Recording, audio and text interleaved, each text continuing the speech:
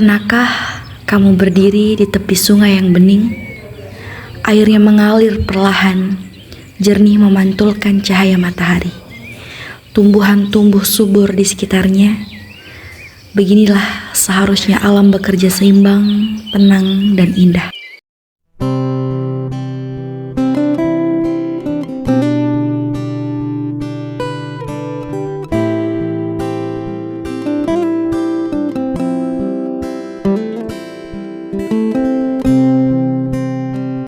Tapi kini banyak sungai kehilangan kejernihannya. Pencemaran merajalela, limbah rumah tangga, limbah industri, mencemari air, tanah, dan udara. Kita menghadapi krisis lingkungan yang tidak bisa lagi diabaikan. Di balik kerusakan yang terlihat, alam sebenarnya menyediakan jalan keluar.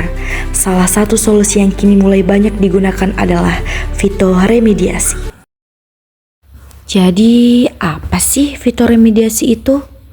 Fitoremediasi adalah teknologi ramah lingkungan yang memanfaatkan tanaman untuk membersihkan lingkungan dari zat pencemar.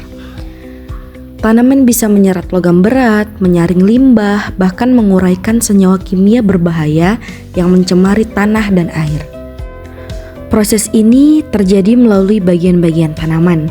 Akar menyerap zat pencemar, batang dan daun bisa menyimpan atau bahkan menguapkan senyawa tertentu ke udara.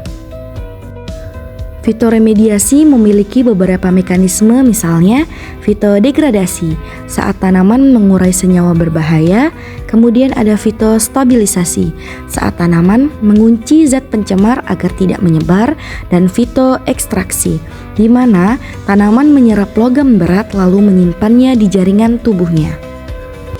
Ayo perbaiki lingkungan dengan teknik fitoremediasi.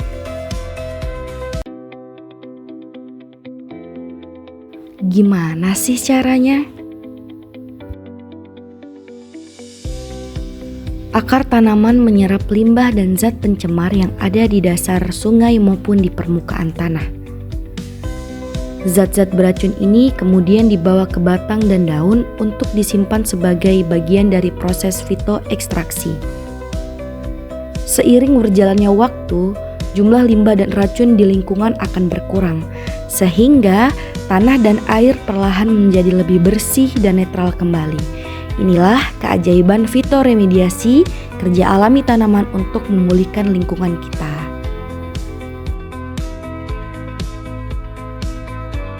Sekarang, yuk kita lihat lebih dekat. Ternyata, salah satu tanaman yang bisa dimanfaatkan untuk fitoremediasi adalah tanaman yang sering kita anggap sebagai gulma, yaitu eceng gondok. Tanaman ini tumbuh cepat, mengapung di permukaan air, dan punya sistem akar yang mampu menyerap zat pencemar dari limbah rumah tangga hingga logam berat. Menarik kan? Nah, sekarang yuk kita pelajari lebih lanjut gimana sih cara kerja sistem fitoremediasi dengan eceng gondok dan apa saja langkah-langkah sederhananya.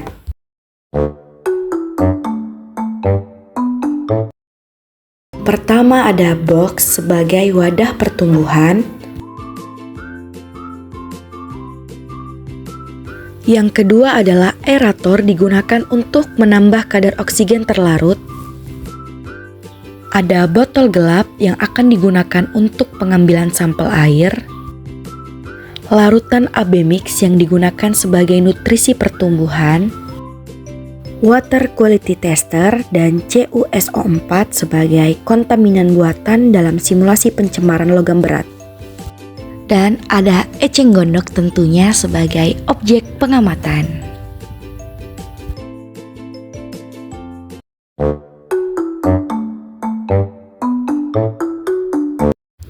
Langkah pertama, kita siapkan larutan AB mix, yaitu nutrisi dasar yang digunakan sebagai media pertumbuhan. Dan timbanglah AB mix dengan menggunakan timbangan analitik. Selanjutnya kita menuangkan air untuk melarutkan AB mix nutrisi A 50 ml dan nutrisi B 50 ml.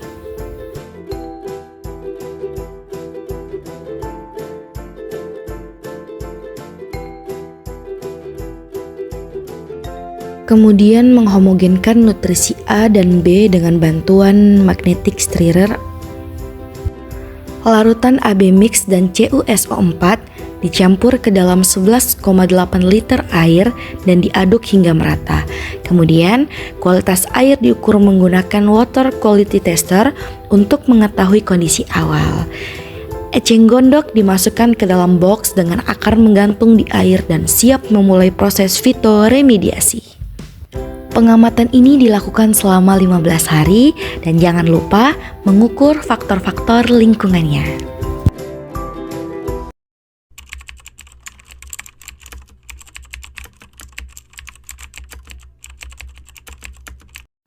Setelah proses fitoremediasi berlangsung selama beberapa hari, bagaimana kita tahu ya bahwa tanaman benar-benar menyerap polutan?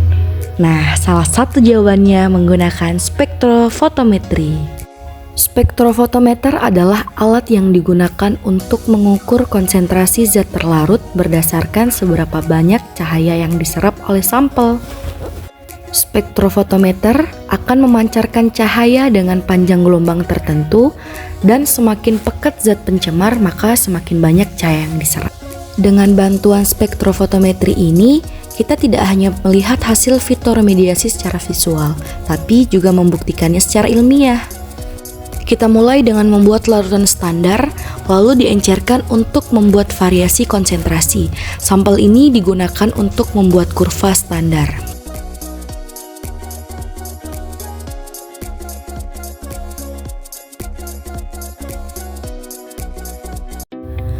Langkah penting berikutnya adalah menentukan panjang gelombang maksimum, yaitu panjang gelombang di mana larutan Cu menyerap cahaya paling kuat. Dalam percobaan ini ditemukan pada 446 nanometer. Dengan mengetahui panjang gelombang maksimum, kita mengukur absorbansi dari larutan Cu berbagai konsentrasi untuk membuat kurva standar. Kurva ini digunakan sebagai acuan menghitung kadar logam dalam sampel fitoremediasi. Pada grafik ini, kita melihat hasil analisis spektrofotometri dari sampel dengan konsentrasi 2,5 ppm.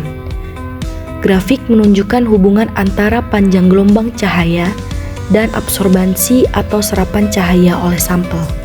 Grafik ini merupakan kurva standar Cu yang menunjukkan hubungan antara konsentrasi larutan Cu dengan nilai absorbansinya berdasarkan hasil pengukuran spektrofotometri.